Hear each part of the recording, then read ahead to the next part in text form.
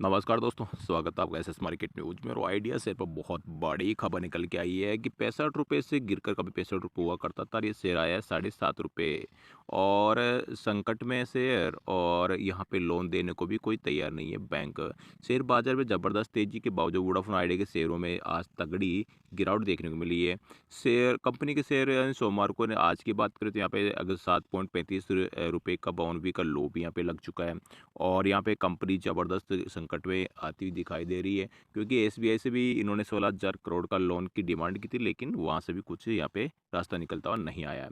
Vodafone idea share, अगर share बाजार में ज़बरदस्त तेजी के बावजूद वोडाफोन आइडिया के शेयर में आज तगड़ी गिरावट देखने को मिली है। कंपनी के शेयर यानी कि आज की बात करें तो ये लगभग 6% से ज़्यादा की गिरावट, और यहाँ पे ₹7.35 का लो बनता हुआ दिखाई देगा, जो कि 52 वीकेंड की एक साल का ये सबसे न्यूनतम स्तर है। 2021 के बाद से ही अपने सबसे निचले स्तर पर कारोबार कर रहा था ये, और ₹7.61 के अपने पिछले निचले स्तर से नीचे गिर गया, तो यानी कि आज 23 दिसंबर 2022 को छुआ था ये जो ₹7.61 यानी कि बीएससी की बात करें तो, यानी कि एनएससी की बात करें तो ₹7 और लगभग 60 पैसा होगा।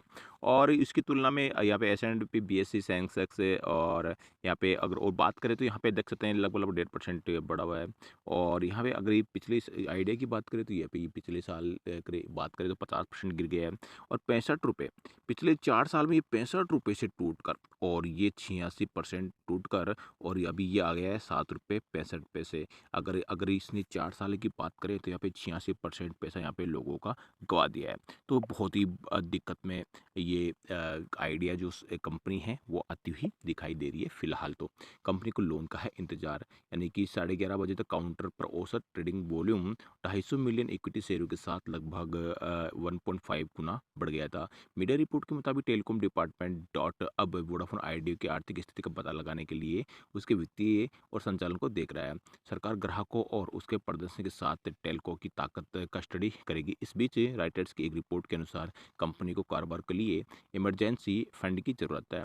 इसके लिए घाटे में चल रही भारतीय दूरसंचार ऑपरेटर वोडाफोन आइडिया केवल बैंकों से ही यहाँ पे अगर बात करें तो कम से कम 7,000 करोड़ रुपए के लिए लोन चाह रही है। लेकिन लैंडर्स यहाँ तो इसके मुख्य शेयरधारकों ब्रिटेन बेस्ट वोडाफोन समूह और स्थानीय निवेशक आदित्य बिरला समूह, क्योंकि आपको पता है ये आइडिया और वोडाफोन दोनों का मिलकर वीआई बना है, और तो दोबारा कैपिटल बढ़ाने के इंतजार में है। रिपोर्ट में कहा गया है कि कर्ज में डूबे ऑपरेटर को और फंडिंग दी जा रही है।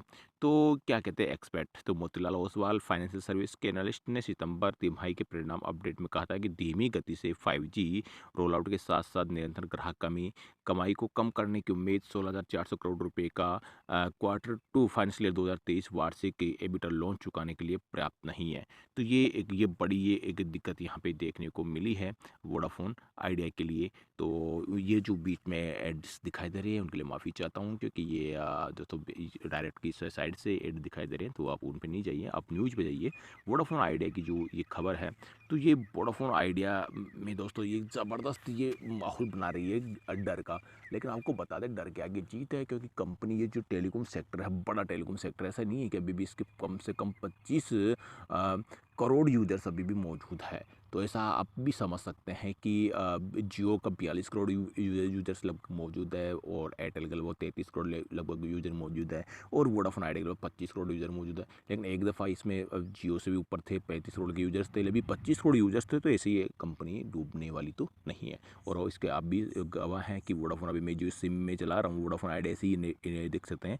वोडाफोन आइडिया से ही मेरे 2 सिम है, इसमें आपको ऊपर दिख रहा होगा 4G यहाँ पे दिख रहा है, तो वोडाफोन आइडिया की सही नेट से ही मैं यहाँ पे ये काम कर रहा हूँ, और एक दूसरी सिम है जियो की है। तो आप भी देख सकते हैं ये सभी के डुअल सिम्स का कॉल है, तो एक तो जियो मिलती है लगभग, और दूसरी सिम या तो एयरटेल की मिलेगी या वोडाफोन आइडिया की मिलेगी। तो ऐसा नहीं है कि ये कंपनी बंद होती है आपको दिखाई देगी, यानी कि दूसरी सिम भी लोग, और आपको पता है आजकल तो गाइडलाइंस भी है, दूसरी सिम चालू रखने के लिए मिनिमम रिचार्ज भी करना पड़ेगा। तो मिनिमम रिचार्ज भी आपको पता है, अगर उसमें नेट की ज़रूरत है तो वह 198 या 200 के समथिंग जो भी रिचार्ज है वो करना ही पड़ता है। तो आप भी इसका अंदाज़ा लगा सकते हैं, कंपनी डूबने वाली तो नहीं है। 2 सिम डुअल सिम चलते हैं तो एक सिम दूसरी कंपनी की रखनी ही पड़ेगी। वह कई जगह एयरटेल काम नहीं करता, वोडाफ़ोन काम करता है, तो इसके चलते वोडाफ़ोन के ग्राहक भी बहुत है, 25 करोड़ यूज़र्स तो हैं।